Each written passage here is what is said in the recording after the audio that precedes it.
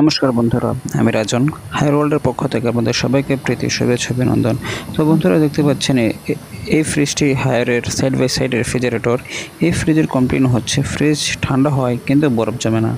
আর এই বরফ না জমার কী কারণ রয়েছে আজকে আমি আপনাদের সামনে A to Z চেক করে দেখাবো এবং কীভাবে এটাকে সমাধান করতে হবে সেটাও আজ আমি দেখাবো।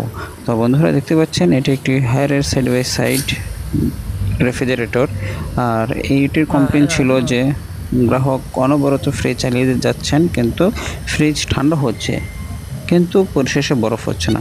তো সেটা কেন হচ্ছে না আজকে আমি আপনাদের সামনে আইডেন্টিফাই করব এবং এটার সমাধান দেখাবো যে কীভাবে আপনারা খুব সহজে করতে পারবেন। তো বন্ধুরা এই যে দেখতে পাচ্ছেন যেটা হচ্ছে এটা হচ্ছে স্টেনার। এখানে একটি স্টেনার ডায়ার ফিল্টার লাগানো থাকে, আপনি যেটাই বলেন এখানে লাগানো থাকে। আর যেখানে একটি কাগজের টুকরো রাখা হয়েছে এটি হচ্ছে চার্জিং পয়েন্ট। এখান দিয়ে গ্যাস চার্জ করা হয়, গ্যাস রিফিল করা হয়, প্রেশার দেওয়া হয়, ভ্যাকুয়াম করা হয়, ইত্যাদি ইত্যাদি এখান থেকে করা হয়। তো এটা কিন্তু চেক করা হচ্ছে এটা কী কারণে এখানে পেপার টুকরো রাখা হয়েছে, কাগজ রাখা হচ্ছে সেটাও আমি আপনাদের বলবো। আর এই যে দেখতে পাচ্ছেন এটা একটু হচ্ছে স্টেনারের বর্ধিতাংশ, এখানে স্টেনার সংযোজন করা হয়। তো এখান থেকে আপনাকে প্রেশারটা চেক করতে হবে যে কম্প্রেসার সঠিকভাবে তার যে প্রেশার দেওয়ার কথা সেটা প্রডিউস করতে পারছে কিনা। আর যেটা হচ্ছে নিচে সেটি হচ্ছে সাকশন পয়েন্ট। তো এখান দিয়ে আমি যেটা হাত দিয়ে চেপে ধরে রেখেছি এ দিয়ে হচ্ছে আপনার ডিসচার্জ প্রেশার দিয়ে থাকে, আর নিচে যেটা ধরে রেখেছে সেটা হচ্ছে সাকশন, এদিক দিয়ে সাকশন করে থাকে। আর এটা হচ্ছে চার্জিং, এখান থেকে গ্যাস রিফিল করা হয়, ভ্যাকুয়াম করা হয়, প্রেশার যা দেওয়া সব কিছু কাজ এইভাবে এখান থেকে করা হয়। তো বন্ধুরা এই যে ফ্রিজটি যে ঠান্ডা হচ্ছে না, তো আমি এসে দেখি এই ফ্রিজে সঠিক মাত্রায় গ্যাস রয়েছে, সঠিক মাত্রায় সব কিছু ঠিকই রয়েছে, ঠান্ডা হচ্ছে কিন্তু বরফ হচ্ছে না। এটা হচ্ছে গ্রাহক 2-3 দিন ধরে কমপ্লেন দিয়ে যাচ্ছেন। তো আমি আজকে এসে ফাইনালি এটাকে চেক করছি যেটা কী কারণে সমস্যাটি হচ্ছে, যে ঠান্ডা হচ্ছে কিন্তু বরফ জমছে না। তো আরেকটা সমস্যা হচ্ছে বিদ্যুৎ এখানে ঘন ঘন চলে যাচ্ছে, তো সেটার কারণে কম্প্রেসার চেকও করা যাচ্ছে না ভালো করে।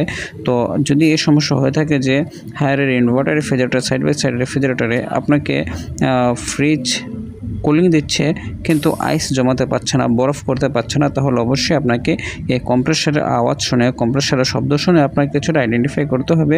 এরপরে হচ্ছে আপনাকে কম্প্রেসারটা কেটে পুরোপুরি চেক করতে হবে যে কম্প্রেসারে কোনো ট্রাবল হয়েছে কিনা, কোনো কম্প্রেসার সমস্যা হয়েছে কিনা। যদি সমস্যা হয়ে থাকে তাহলে সেটিকে আপনাকে বের করতে হবে এবং বের করে সেটাকে সঠিক পদক্ষেপ যদি আপনি অনুসরণ করেন তাহলে আপনার ফ্রিজটি অনায়াসে ঠিক হয়ে যাবে। তো এটা দেখতে পাচ্ছেন যে এখন আমি ডায়ার স্টেনারের যে পাইপটি রয়েছে আমি এখানে প্রেস করে ধরে রেখেছি। আর এই যে চার্জিং পোর্টটা দেখতে পাচ্ছেন এটা আমি আপনাদের বোঝানোর জন্য এখানে আমি কাগজটা ধরে রেখেছি, কারণ দেখুন যখন এই প্রেশারটা হচ্ছে আমি হচ্ছে যে সাকশন পাইপটা চেপে ধরে রাখবো এবং ডিসচার্জ ধরে রাখবো, তাহলে এই যে সাকশন চার্জিং পাইপটা দেখছেন সাকশন যখন বন্ধ থাকবে তখন এই যে হচ্ছে এইখান থেকে কিন্তু হাওয়া সে সাকশন করবে। কিন্তু দেখা যাচ্ছে এই যে আমার কিন্তু কাগজ কিন্তু নড়ছে, হাওয়া এখানে ক্রিয়েট করছে এবং হাওয়া এখান থেকে বেরিয়ে যাচ্ছে, কারণ আমি হচ্ছে এখানে যে ডিসচার্জ পয়েন্টটা ধরে রেখেছি, যে স্টেনারের যে পাইপটা ধরে রেখেছি, এটা ধরার ফলে কি হচ্ছে আমার যে চার্জিং পয়েন্ট রয়েছে চার্জিং পয়েন্ট দিয়ে কিন্তু ব্যাক প্রেশার করছে।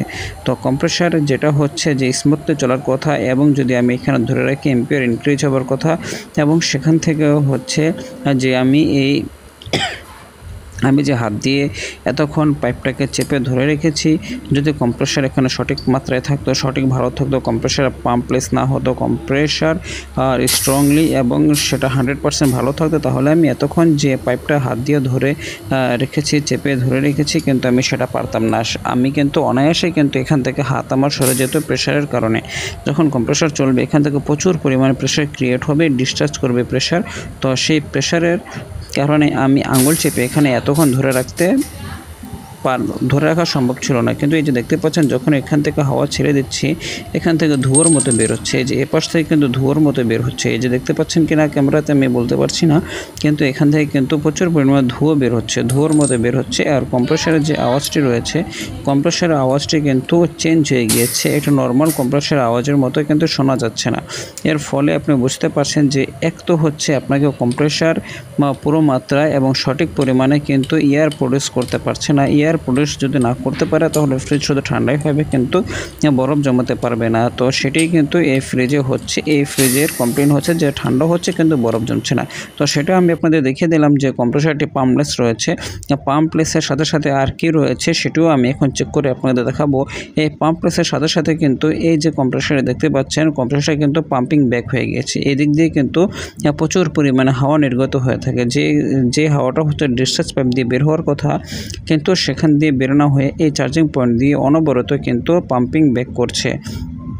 তো দেখতে পাচ্ছেন বন্ধুরা, যেই কম্প্রেসারে পাম্পিং ব্যাক করা শুরু করে, যে কোনো ধরনের কম্প্রেসার হোক, ইনভার্টার কম্প্রেসার হোক, নন ইনভার্টার কম্প্রেসার হোক, যে কম্প্রেসারে পাম্পিং ব্যাক করবে, হাওয়াকে উল্টো পাশ দিয়ে রিলিজ করবে, সেই কম্প্রেসারকে আপনার কখনোই ওই ফ্রিজে মেরামত করে লাগানোর চেষ্টা করবেন না। কারণ হচ্ছে এটি কম্প্রেসার সম্পূর্ণভাবে নষ্ট হয়ে গিয়েছে। আর ইনভার্টার কম্প্রেসার তো এটা সহজে ঠিক করা যায় না। আর যদিও ঠিক করা হয়, আমি বলবো যে আপনারা নতুন কম্প্রেসারই এখানে রিপ্লেস করে দিবেন। কারণ হচ্ছে কম্প্রেসার রিপ্লেস করলেও কিন্তু সেই সমাধানটা অ্যাকচুয়ালি হতে খুব সময় নেয় বা অনেক সময় দেখা যায় যে হয়ও না। তো এই যে দেখতে পাচ্ছেন কম্প্রেসারটি এখানে নষ্ট হয়ে গিয়েছে, পাম্পলেস হয়েছে এবং পাম্পিং ব্যাক করছে। এই কারণে কম্প্রেসারটিকে আমি 2 দিনের ভিতরে চেঞ্জ করে দেব, আর আপনারা তখন সেই ভিডিওটা পেয়ে যাবেন।